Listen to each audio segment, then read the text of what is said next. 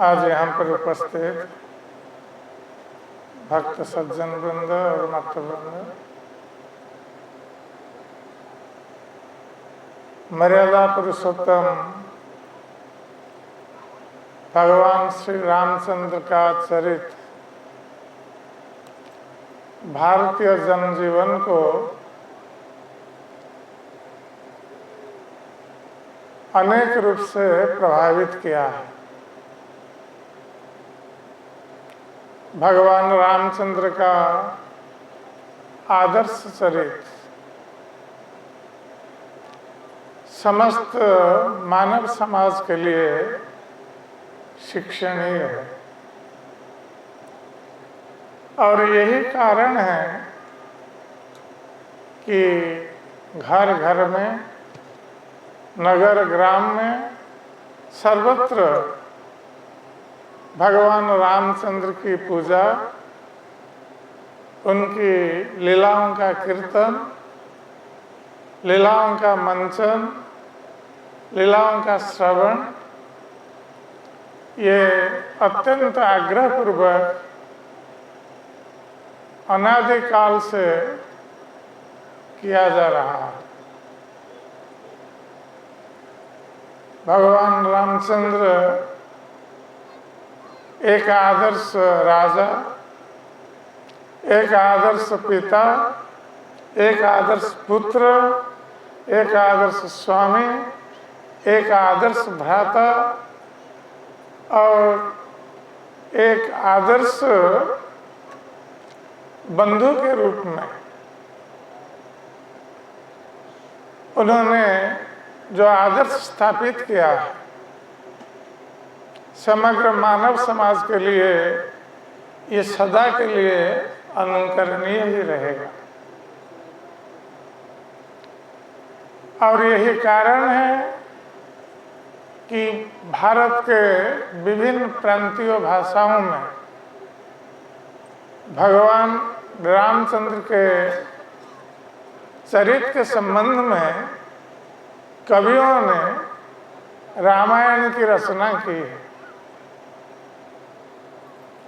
और उन रामायणों में कवियों ने अपने भावों के अनुसार उन्होंने वर्णन भी किए, जिसके कारण देखा जाता है कि जितनी सारी भारतीय भाषाओं में रामायण काव्य की रचना हुई है, उनमें तथ्यतः कुछ अंतर परिदृष्ट होते हैं। हर भाषाओं में रामायण की कथा वस्तु एक जैसी नहीं है। इसलिए हम मूल रामायण जो वाल्मीकि देव के द्वारा रचित है, मूल संस्कृत रामायण के आधार पर हम भगवान रामचंद्र की कथा का कीर्तन करेंगे, जो कि अन्य रामायण की विषय वस्तु से थोड़ी सी भिन्न भी हो सकती है, किंतु ये मूल रामायण ही तथ्यात्मक है। तो इस रामायण की रचना किस प्रकार हुई, इसके संबंध में हम पहले चर्चा करेंगे। संस्कृत रामायण के मूल कवि वाल्मीकि जिनको आदि कवि भी कहा गया है। तो वाल्मीकि एक बार अपने आश्रम में अपने शिष्यों के साथ बैठकर भगवान के संबंध में चर्चा कर रहे थे। तो उस समय नारद मुनि, जो सर्वत्र भगवान का यशगान करते हुए भ्रमण करते हैं, उस समय नारद मुनि का वाल्मीकि आश्रम में आगमन हुआ। नारद मुनि को देखकर वाल्मीकि और उनके शिष्यगण आसन से उठकर उनका आदर सम्मान किया,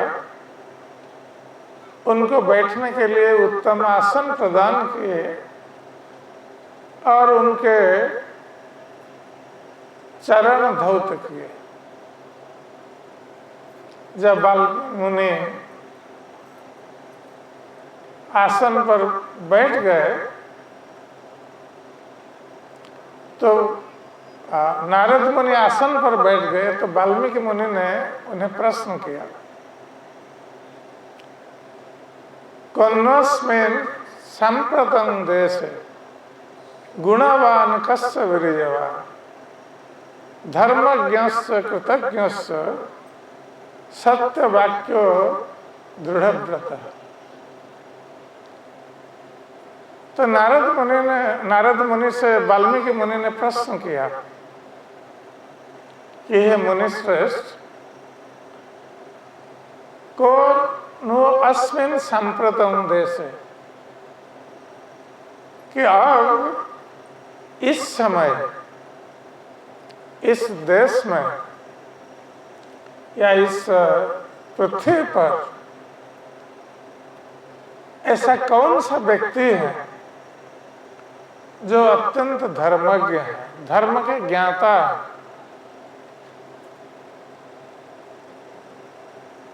जो गुणवान है, सारे गुणों के भंडार हैं, जो वीर्यवान अर्थात बलशाली, सभी से अधिक जो बलशाली है, जो कृतज्ञ है,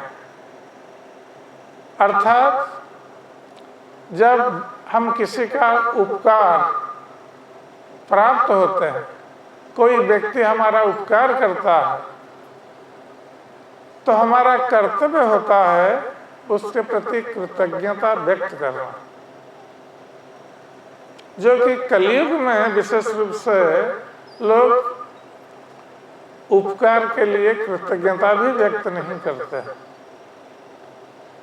तो वाल्मीकि मुनि ने प्रश्न किया कि जो सर्वश्रेष्ठ कृतज्ञ व्यक्ति है, जो दूसरों के उपकार को नहीं भूलते, जो धर्मज्ञ हैं, जो कृतज्ञ हैं और सत्य वाक्य, जो कभी मिथ्या वचन नहीं बोलते, सदा सर्वदा सत्य वचन ही बोलते हैं, सत्य वाक्य, धर्मज्ञस्य कृतज्ञस्य सत्यवाक दृढ़व्रत, और जो व्रत में दृढ़ है, व्रत अर्थात जो प्राण उन्होंने लिया है, जो प्रतिज्ञा की है, उस प्रतिज्ञा का पालन करने के लिए जो अत्यंत दृढ़ है, दृढ़ प्रतिज्ञा, तो ऐसा व्यक्ति इस संसार में अब कौन? तो नारद मुनि ने जब ये प्रश्न सुना वाल्मीकि देव से तो वो बहुत प्रसन्न हुए और उसका उत्तर देते हुए नारद मुनि ने वाल्मीकि से कहा कि इक्ष्वाकु कुल में दशरथ के पुत्र के रूप में भगवान राम अब अयोध्या में विराजमान है। ये स्वयं सारे गुणों के आगार हैं, समस्त गुणों के भंडार हैं, और उसके साथ साथ सर्वश्रेष्ठ बलशाली पुरुष है। धर्म के वेत्ता है, धर्म के ज्ञाता है, और उपकार करने वालों पर कृतज्ञता व्यक्त करने में वो प्रवीण है। उनका वचन सदा सर्वदा सत्य वचन होता है, और वे अपने व्रत में दृढ़ रहते हैं। इसके साथ साथ ये स्वयं भगवान विष्णु के अवतार हैं।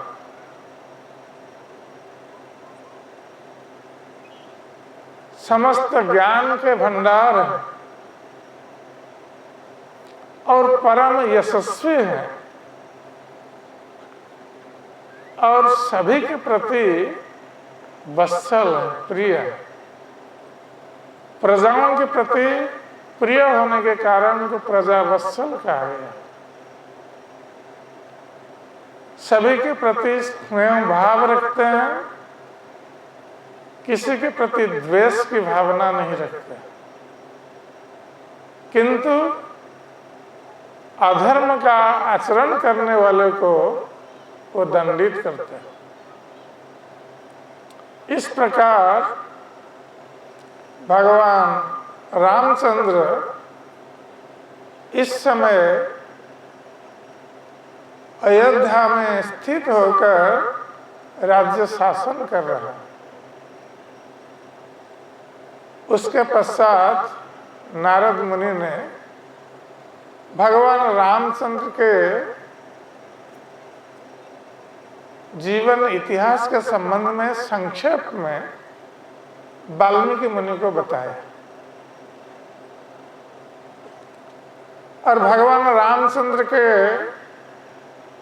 जीवन चरित्र को बताने के पश्चात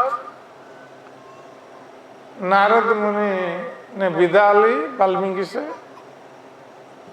और वो अपने भगवान का नाम कीर्तन करते हुए अपने गंतव्य मार्ग पर चले गए। तो वाल्मीकि मुनि नारद मुनि के बताए हुए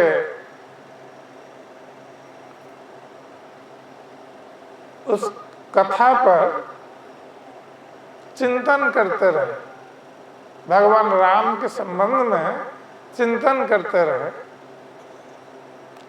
और कुछ समय पश्चात अपने शिष्य भरद्वाज को साथ लेकर वो तमसा नदी के तट पर गए। ये वाल्मीकि मुनि का आश्रम ये तमसा नदी के तट पर था। तो तमसा के तट पर पहुंचकर वाल्मीकि मुनि ने भरद्वाज से कहा कि प्रिय भरद्वाज, ये तमसा नदी का यह तट कीचड़ रहित है और बालू से भरा है, इसलिए स्नान करने के लिए अत्यंत उत्तम स्थान है।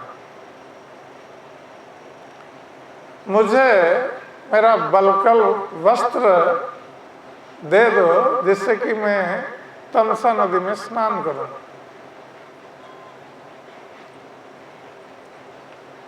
तो भरद्वाज ने वाल्मीकि मुनि को उनका बलकल वस्त्र, जो वृक्ष की छाल होती है, उसको प्रदान किया, और वाल्मीकि मुनि उस समय वन की शोभा को देखते हुए अत्यंत आनंद का अनुभव कर रहे थे, तो उस समय वाल्मीकि मुनि ने देखा एक क्रौंच मिथुन, क्रौंच पक्षी, ये नर और मादा दो जोड़े, ये अत्यंत आनंद के साथ कोलाहल कर रहे थे और काम वासना से पीड़ित होने के कारण और रति क्रीड़ा में मग्न थे। तो उसी समय एक व्याध, एक शिकारी जो निषाद जाति का था, वो छिपा हुआ रहता था, शिकार करने के लिए आया था। तो वो जंगल से निकलकर अपने धनुष पर बाण संधान किया और जो नर क्रंच पक्षी था, उसका बाण उस क्रंच पक्षी का वक्ष भेदन किया। तो चित्कार करके वो क्रंच पक्षी नीचे गिर गया भूमि पर और उसका शरीर बाण से विद्ध था और रक्त से लथपथ हो गया था। इस दृश्य को देखकर जो मादा क्रंच पक्षी था, वो व्याकुल होकर करुण चित्कार करने लगे।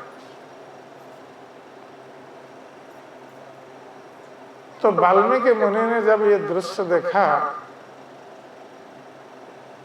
तो उनके हृदय में करुणा का उदय हो गया,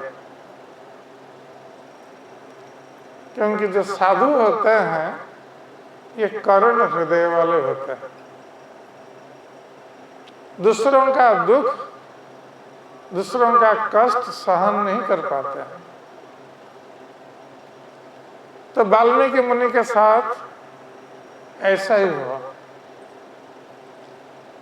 वो उस दृश्य को देखकर उनका हृदय करुणा से भर गया कि दोनों पक्षी नर मादा ये काम वासना से पीड़ित होकर कितने आनंद का भोग कर रहे थे। उनको पता नहीं था कि अगले क्षण उनमें से एक की मृत्यु हो जाएगी। जिस प्रकार भौतिक संसार में लोग आनंद में मग्न रहते हैं और उनको पता नहीं चलता कि मृत्यु की तलवार उनके मस्तक के ऊपर हर समय लटकती रहती है, किसी भी समय किसी भी मृत्यु हो सकती है। तो वाल्मीकि मुनि का हृदय करुणा से भरकर उन्होंने सोचा कि ये निषाद जो है, ये व्याध है, शिकारी, इसने अच्छा नहीं किया। उन्होंने क्रंच मिथुन, क्रंच के जोड़े से एक की हत्या कर दी, उसका वध कर दिया, इसलिए ये बहुत बड़ा पापी है। ये मानकर तुरंत वो क्रोधित हो गए उस निषाद पर और क्रोधित होकर उन्होंने श्राप दे दिया उस निषाद को। तो श्राप देते समय उनके मुख से अचानक एक श्लोक निकला है। वाल्मीकि मुनि शोक से अभिभूत थे, इसलिए शोक से यह श्लोक उत्पन्न हुआ। तो वाल्मीकि मुनि ने कहा, मां निषाद प्रतिष्ठं तमगम शाश्वती समा यद क्रौंच मिथुनादेक अवधित काम मोहित। कि हे निषाद, तुम सदा के लिए कभी भी जीवन में शांति को प्राप्त नहीं हो सकेगा। काम मोहित होकर जो कंस मिथुन रति क्रीड़ा में मग्न थे, तुमने उनमें से एक का वध कर दिया, इसलिए तुम महान पापी हो।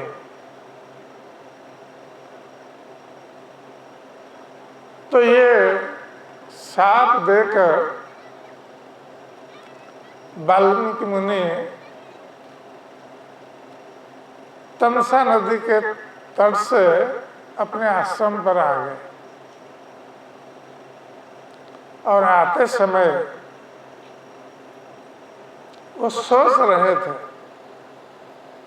कि हमारे मन में ये क्रोध कैसे उत्पन्न हुआ, क्योंकि साधु लोग कभी अनायास क्रोध प्रकट नहीं करते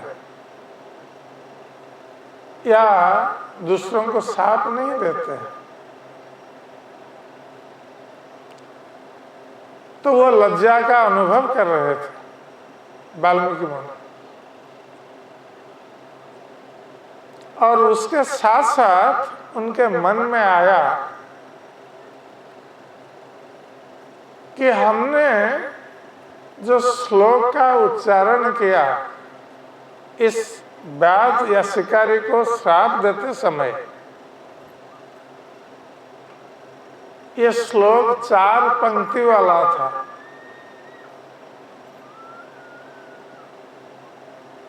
तो ये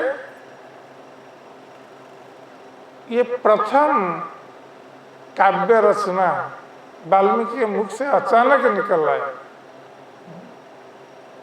तो वाल्मीकि मुनि सोच रहे थे कि एक सुंदर श्लोक के रूप में हमारा ये शाप प्रतिभात हुआ है। तो उसी समय वाल्मीकि मुनि जब अपने आश्रम में बैठकर इस प्रकार सोच रहे थे, तो वो देख रहे हैं दूर से ब्रह्मा जी का हंस वाहन। तो हंस वाहन को देखकर वाल्मीकि मुनि समझ गए कि ब्रह्मा जी पधारे हैं। ब्रह्मलोक से ब्रह्मा जी आए हुए। तो शिष्यों के साथ वाल्मीकि मुनि खड़े हो गए ब्रह्मा जी का सम्मान करने के लिए, और ब्रह्मा जी के चरणों में प्रणति निवेदन किया। और ब्रह्मा जी ने वाल्मीकि मुनि से कहा कि वाल्मीकि, तुम उस निषाद को शाप देकर जो चिंतित हो रहे थे,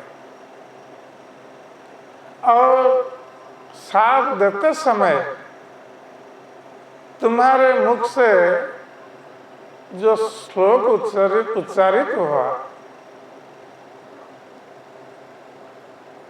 ये श्लोक मैंने ही तुम्हारे कंठ में बैठकर इसको उच्चारित करवाया। मेरी इच्छा से ही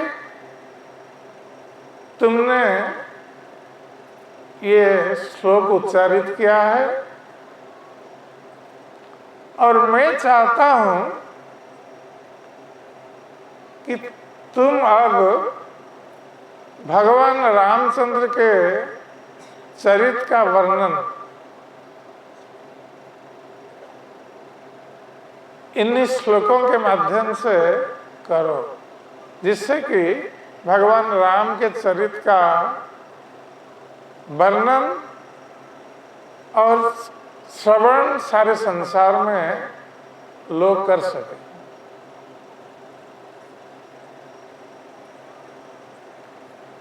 तो जब ब्रह्मा जी ने इस प्रकार आदेश दिया तो वाल्मीकि मुनि सोच रहे थे कि भगवान रामचंद्र के चरित्र के संबंध में वर्णन करने के लिए उनके चरित्र को अच्छी तरह जानना आवश्यक है। तो ब्रह्मा जी समझ गए वाल्मीकि क्या सोच रहा है। तो ब्रह्मा जी ने वाल्मीकि से कहा कि तुम इसकी चिंता मत करो, मेरी कृपा से भगवान रामचंद्र की लीलाएं तुम्हारे हृदय में स्फुरित होगी। तुम जब ध्यान में बैठोगे, भगवान रामचंद्र के चरित्र का ध्यान करते हुए बैठोगे, तो उस समय तुम्हारे हृदय में भगवान राम की लीलाएं वो स्फुरित होती जाएगी। जिस प्रकार हम देखते हैं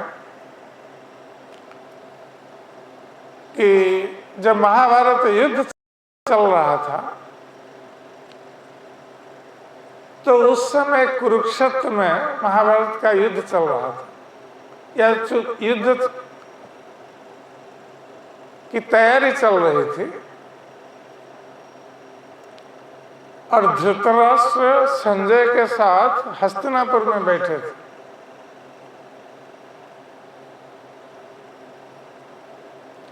तो हस्तिनापुर में बैठकर व्यासदेव की कृपा से संजय कुरुक्षेत्र में क्या घटनाएं घटित हो रही है ये सब आंख बंद करके वो देख रहे थे। और युधिष्ठिर के धृतराष्ट्र के सामने संजय युद्ध भूमि का और वहां की घटनावलियों का वर्णन कर रहे थे। जिस प्रकार हम टेलीविजन में देखते हैं, कहीं कुछ घटना घटित हो रही है और टेलीविजन पर हम यहाँ बैठकर देख रहे हैं। तो व्यासदेव की कृपा से संजय को ये वरदान प्राप्त था कि वो देख सकते थे एक जगह बैठकर और उसका वर्णन कर सकते थे। तो उसी प्रकार ब्रह्मा जी की कृपा से वाल्मीकि मुनि के हृदय में रामायण की घटनावली स्फुरित हुई।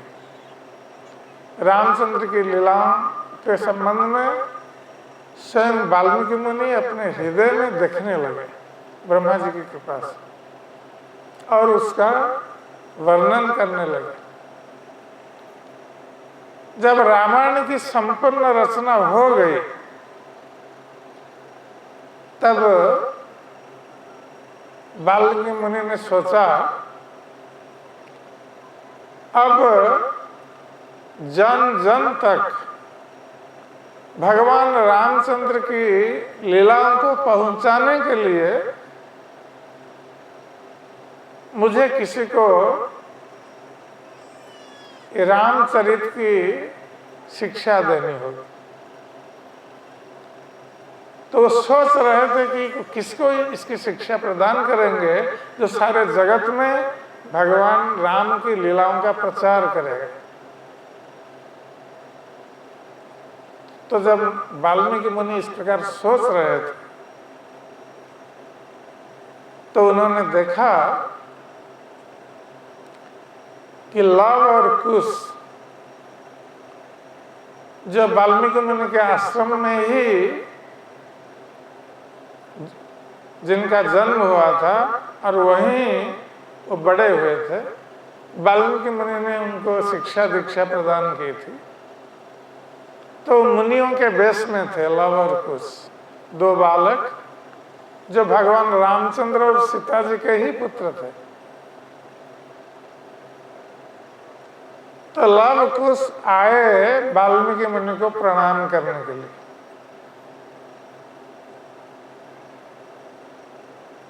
तो लव कुश को देखकर वाल्मीकि मुनि ने सोचा कि मेरे इस रामायण रचना का गायन करने वाले, इसका प्रचार करने वाले ये दो बालक हो सकते हैं। इसलिए वाल्मीकि मुनि ने दोनों बालकों को, लव और कुश को, ये रामायण की शिक्षा प्रदान की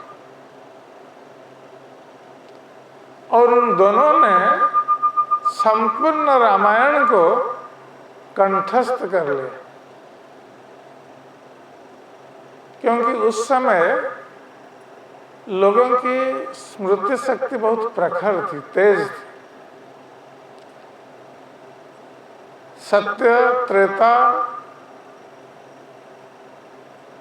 यहां तक कि द्वापर युग में भी लोगों की स्मृति शक्ति बहुत तेज थी। एक बार सुनने पर वो स्मरण कर लेते थे। किंतु कलयुग में वो संभव नहीं है। हमारी स्मृति शक्ति कलयुग में अत्यंत क्षीण, हमारी बुद्धि मंद और हम अल्पायुष हैं। हमारे आयु मध्यम कम है। तो जब लव और कुश ने संपूर्ण रामायण को इस प्रकार सीख लिया तो उसका गान करने लगे। तो वाल्मीकि मुनि ने उनकी परीक्षा लेने के लिए सर्वप्रथम ब्राह्मणों की सभा में लव कुश को भगवान रामचंद्र के चरित्र का गान करने के लिए कहा। तो ब्राह्मणों की सभा में लव और कुश दोनों रामायण का गान करने लगे, बहुत सुंदर कंठ से। उनका कंठस्वर बहुत मधुर था।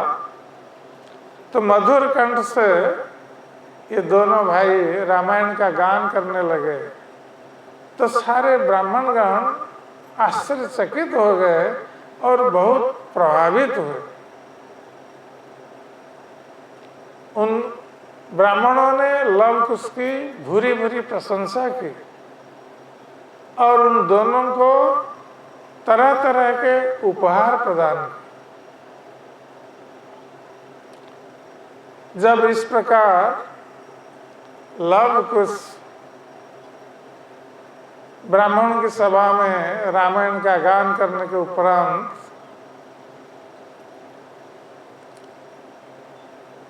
आश्रम पर रह रहे थे, तो वाल्मीकि मुनि ने उन्हें आदेश दिया कि अब तुम दोनों बाहर चारों ओर घूम करके इस रामायण का गान करो और रामायण का प्रचार करो। तो लव कुश प्रति ग्राम और नगर आदि होते हुए अंत में अयोध्या नगरी में पहुंचे और अयोध्या नगरी में ये रामायण का गान करते हुए दोनों भाई जब राजमार्ग पर जा रहे थे तो अयोध्या के लोग उनके मधुर कंठ से भगवान राम के चरित्र को सुनकर इतने आकृष्ट हो गए कि राजमार्ग पर लोगों की भीड़ बढ़ने लगी। पुरुष स्त्री सभी एकत्रित होकर इन दोनों भ्राताओं के मुख से रामायण का गान सुनते रहे। तो जब भगवान रामचंद्र को पता चला कि ऐसे दो ऋषि कुमार ये उनके चरित्र का गान कर रहे हैं अयोध्या नगरी में और अयोध्या के लोग आग्रह पूर्वक उनकी लीलाओं का श्रवण कर रहे हैं, तो भगवान रामचंद्र इन दोनों ऋषि कुमारों के प्रति आकृष्ट होकर उनको अपने राज दरबार में बुलवा लिया। और ये दोनों लव और कुश भगवान रामचंद्र के दरबार में जाकर वहां पर रामायण का गान करने लगे। जब लव और कुश रामायण का गान कर रहे थे राज दरबार में, और भगवान रामचंद्र और उनके परिवार वर्ग सभी आग्रह पूर्वक भगवान राम के चरित्र का श्रवण कर रहे थे, तो भगवान रामचंद्र ने देखा कि ये दोनों कुमार यद्यपि ऋषियों के वेश में हैं, किंतु उनके शरीर की गठन शैली ऋषियों जैसी नहीं है। उनके शरीर की गठन शैली क्षत्रिय बालकों के समान प्रतीत होती थी। उनके कंधे चौड़े थे और बाहु विशाल, आजानुलंबित। तो भगवान रामचंद्र समझ गए कि ये दोनों बालक ऋषि कुमार नहीं हो सकते, ये कोई क्षत्रिय हो सकता है। किंतु तब तक उनको पता नहीं था कि ये दोनों उनके ही पुत्र हैं।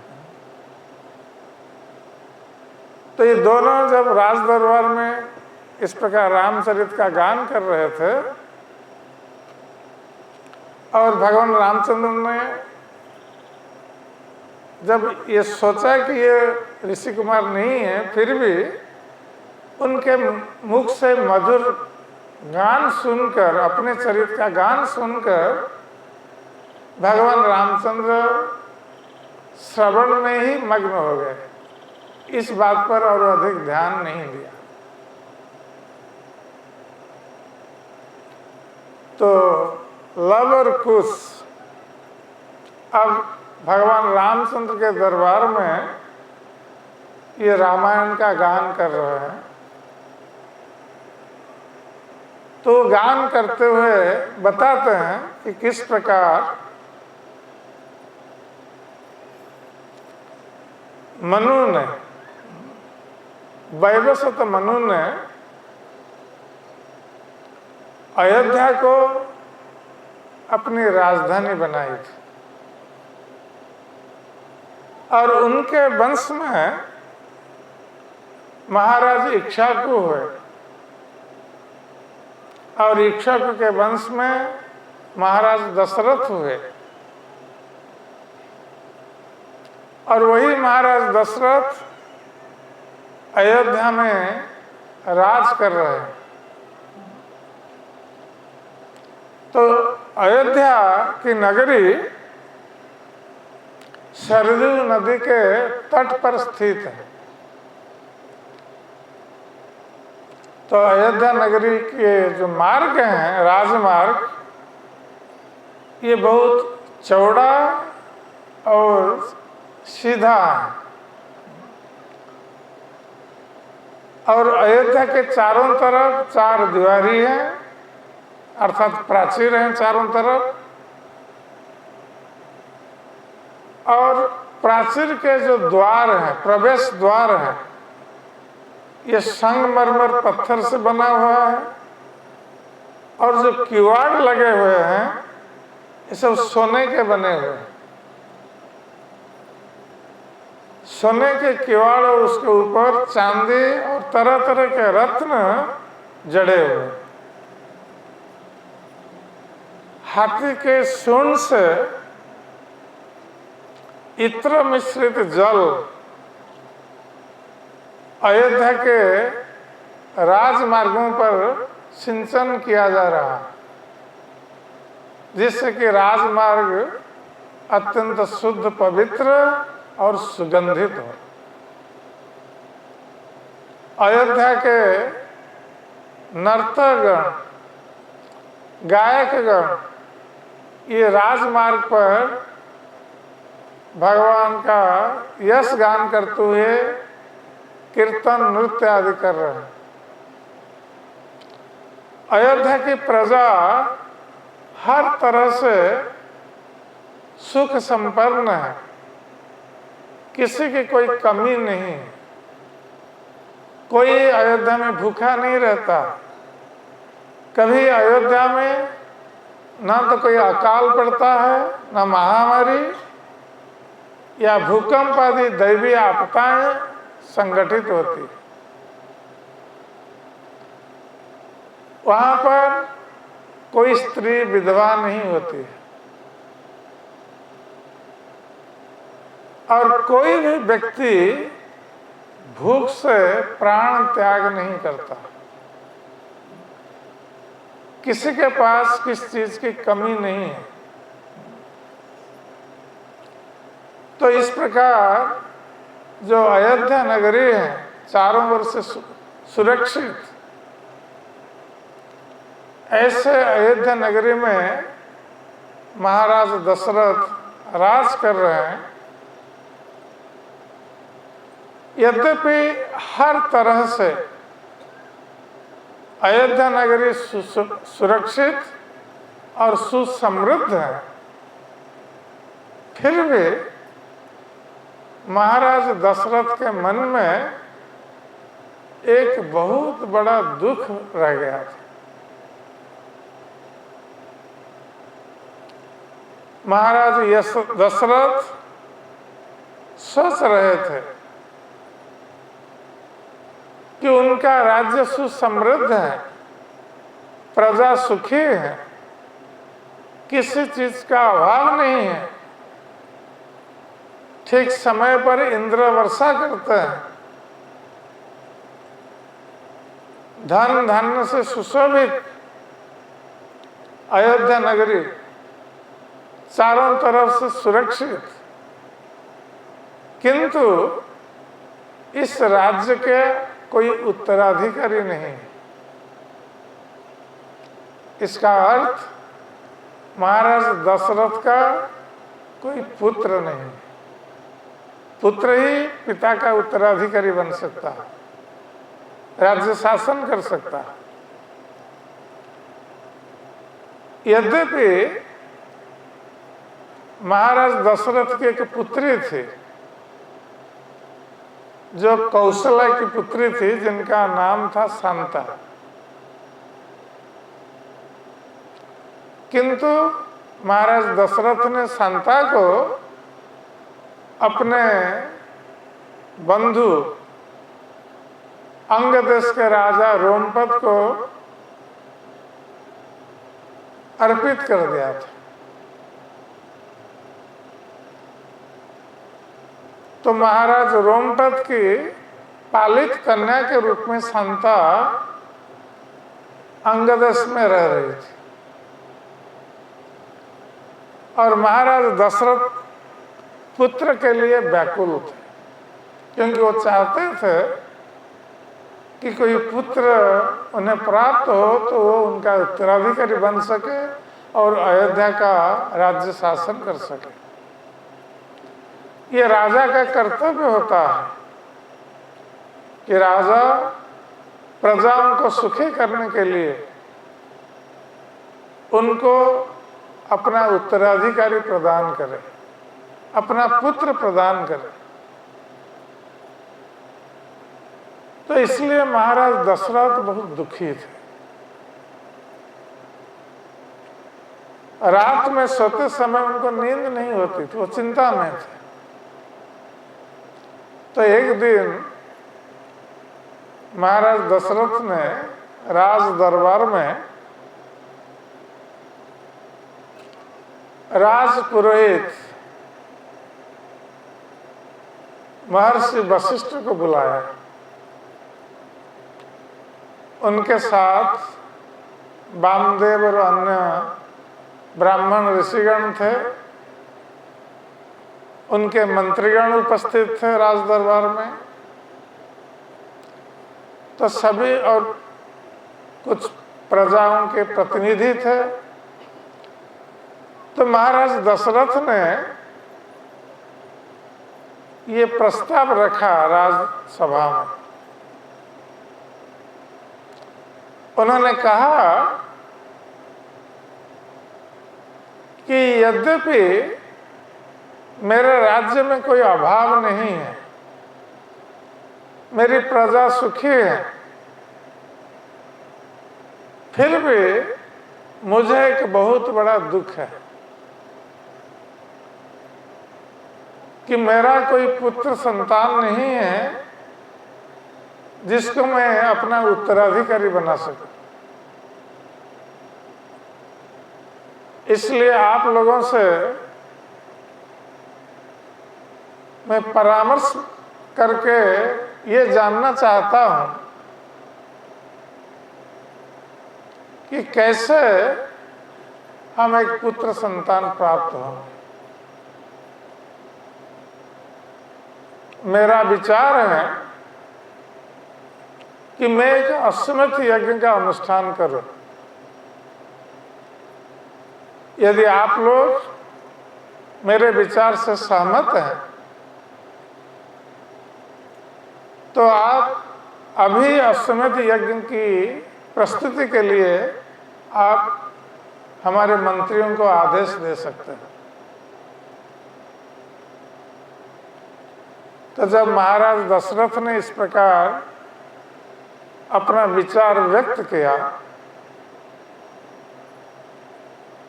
तो महर्षि वशिष्ठ, अन्य मुनिगण, मंत्रीगण और राजसभा के सदस्यगण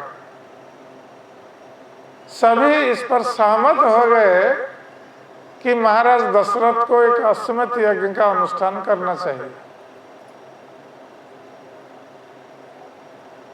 तो महाराज दशरथ प्रसन्न हुए कि उनके विचार से सभी सहमत हैं। इसलिए उन्होंने आदेश दिया कि तुरंत अश्वमेध यज्ञ की प्रस्तुति की जाए।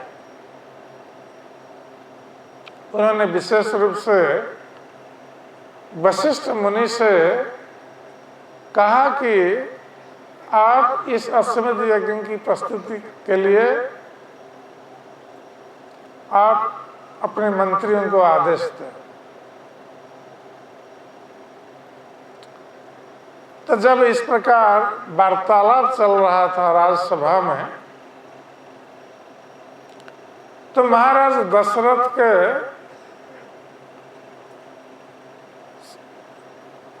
सर्व ज्येष्ठ मंत्री सुमंत्र थे, जो महाराज दशरथ के परिवार से विशेष रूप से संबंधित थे। तो महामंत्री सुमंत्र ने महाराज दशरथ को एक तरफ लेकर उनके कान में कहा। तो सुमंत्र ने महाराज दशरथ से कहा कि हे राजन, आप पुत्र प्राप्ति के लिए जो अश्वमेध यज्ञ अनुष्ठान करने जा रहे हैं, इसके संबंध में बहुत पहले हमने सनत कुमार जी से एक भविष्यवाणी श्रवण की थी। मुनियों की सभा में सनत कुमार उस समय बता रहे थे कि इक्ष्वाकु वंश में महाराज दशरथ होंगे जो एक अश्वमेध यज्ञ का अनुष्ठान करेंगे और उस यज्ञ अनुष्ठान करने के लिए वो विभांडक ऋषि के पुत्र ऋष्यशृंग को निमंत्रित करेंगे। तो ये विभांडक ऋषि ये वन में रहते हैं और उनका एकमात्र पुत्र ऋष्यशृंग जो अपने पिताजी के साथ ये वन में रहते हैं। तो वो भविष्यवाणी के तौर पर कह रहे थे सनत कुमार जी कि ऐसे विभांडक ऋषि होंगे, उनके पुत्र ऋष्यशृंग होंगे, इस प्रकार वो भविष्यवाणी कर रहे थे। तो सुमंत्र जी कह रहे हैं कि विभांडक ऋषि के पुत्र ऋष्यशृंग हैं जो वन में रहते हैं और अपने पिता के अतिरिक्त वो और किसी को नहीं जानते। वो अपने पिता के अतिरिक्त और किसी पुरुष को देखा तक भी नहीं। तो वो ऋष्यशृंग अपने पिताजी के साथ वन में तपस्या करते हैं और एक बार जब महाराज रोमपत के राज्य में अकाल पड़ेगा तो उस समय वो ऋष्यशृंग को अपने राज्य में लाएंगे। तो महाराज रोमपत जो अंग देश के राजा थे और दशरथ के मित्र थे, दशरथ की पुत्री शांता उनकी पालित कन्या थी। तो एक बार अंग देश में महाराज रोमपत के राज्य में अकाल पड़ा, बहुत दिनों तक वर्षा नहीं हुई, जिसके कारण लोग पानी के अभाव से बहुत कष्ट भोग करने लगे। तो महाराज रोमपत सोच रहे थे कि मुझसे कोई बड़ा पाप कार्य हो गया है जिसके कारण मेरे राज्य में अकाल पड़ा है, इंद्र वर्षा नहीं कर रहा, इसके लिए मैं ही उत्तरदायी। वस्तुतः राजा के पाप के कारण प्रजा कष्ट भोग करती है, इसलिए राजा को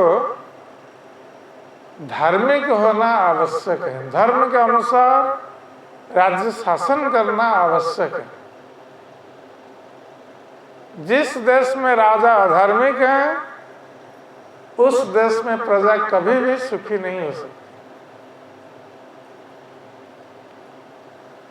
उस देश में तरह तरह की प्राकृतिक आपदाएं बार बार आती रहे।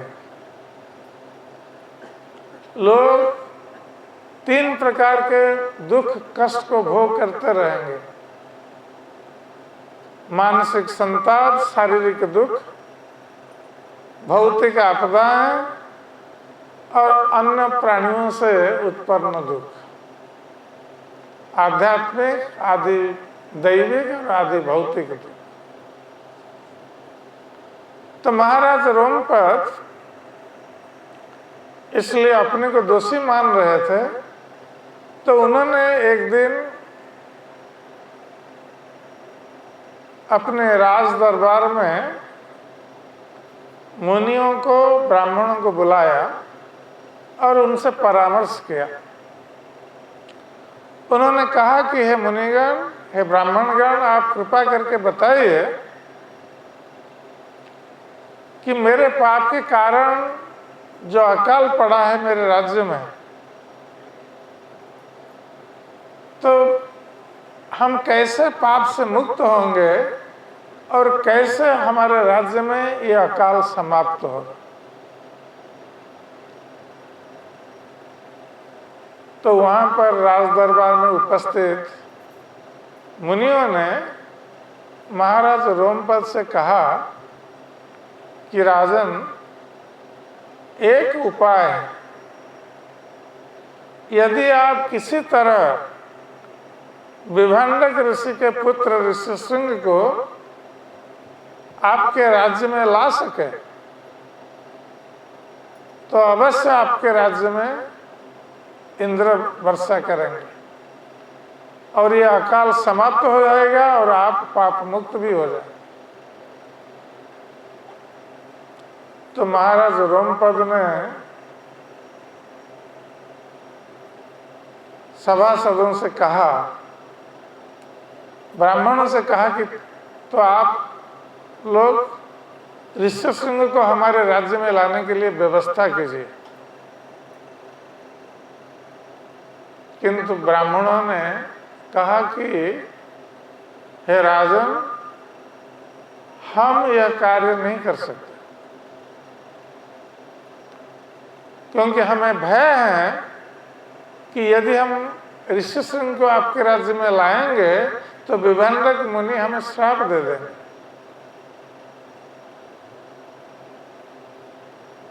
इसलिए जबकि आपके प्रति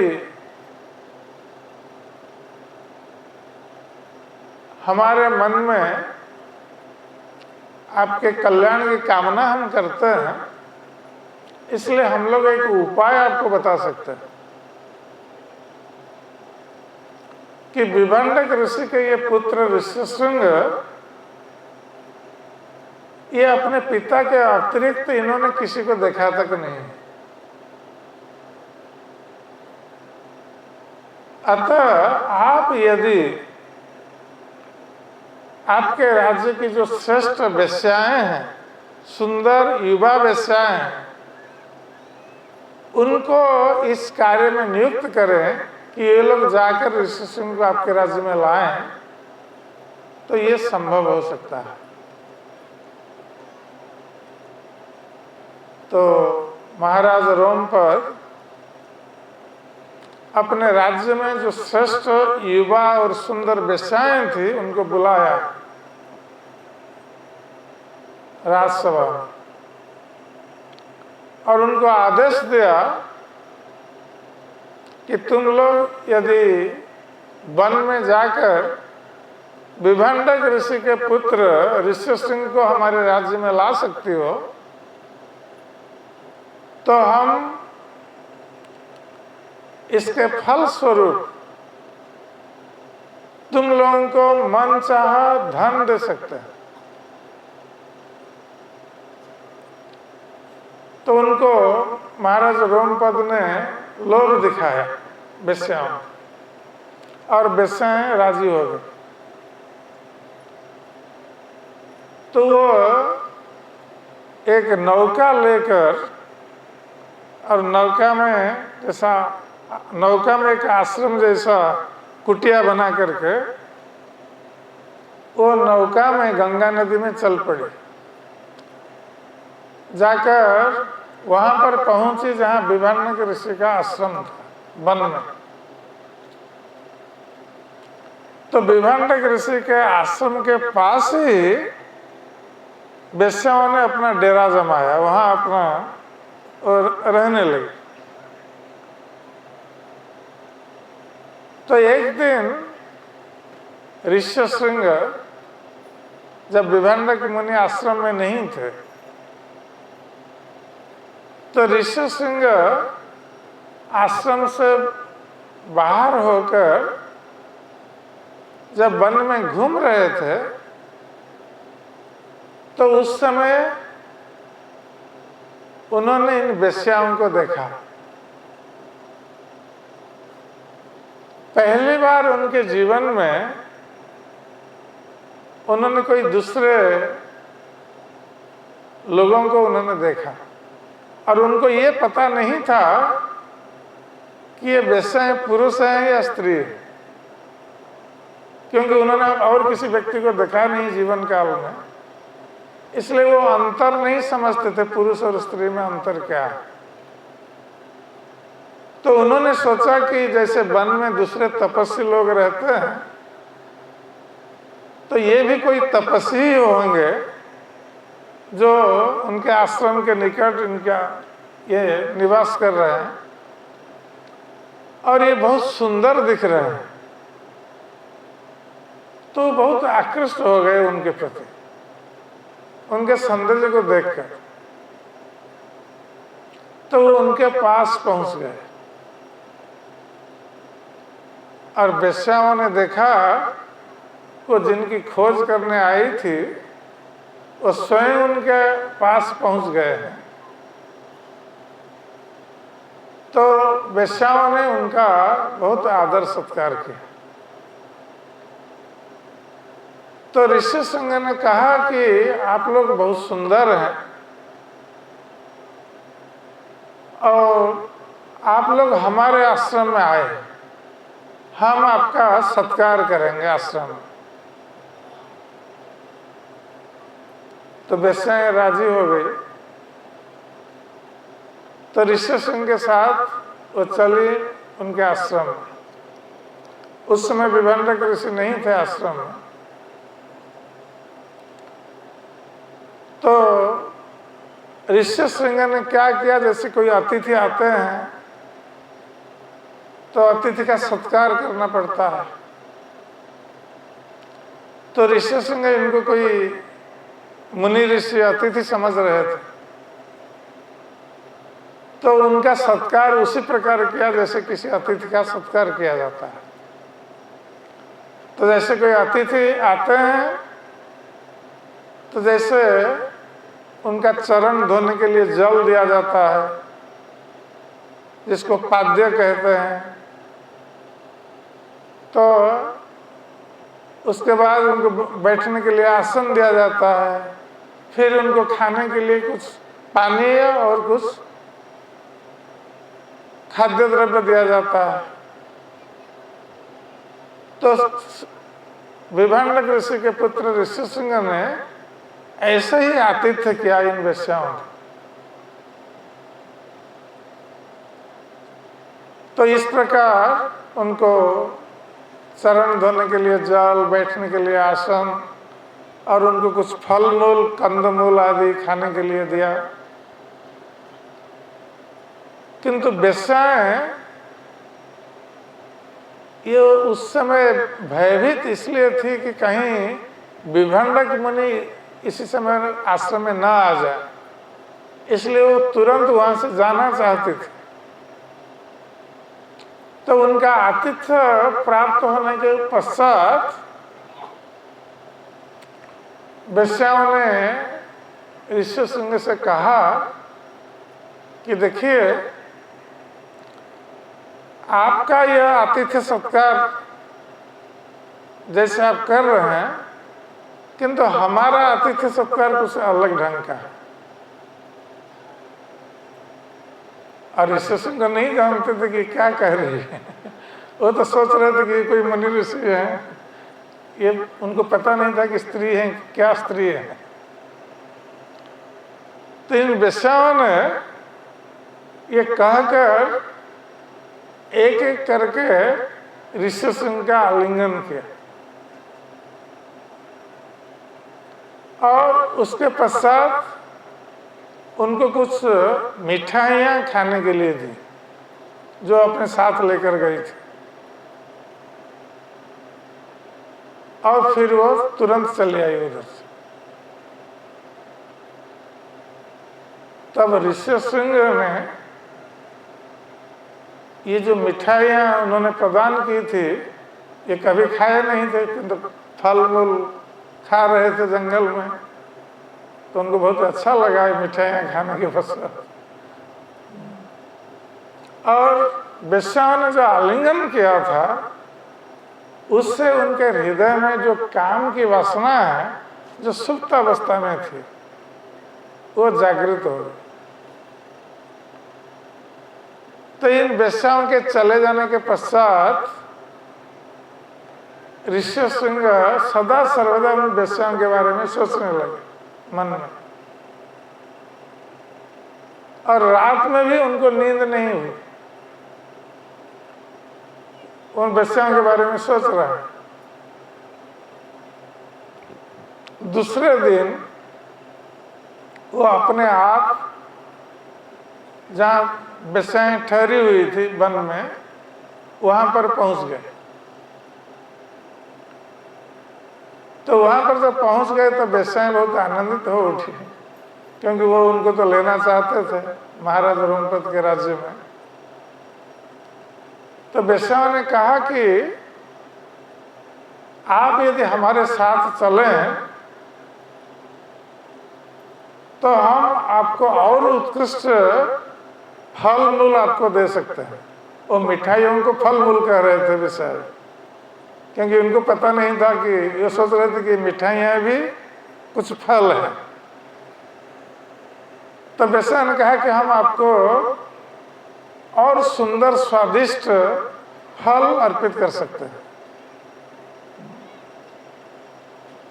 तो ऋषि सिंह ऐसे तो आकृष्ट हो गए थे वेश्याओं के प्रति, तो उनके साथ चलने के लिए राजी हो गए। तो वेश्याओं ने उनको नाव में बिठाकर और रोमपद के राज्य में ले आए।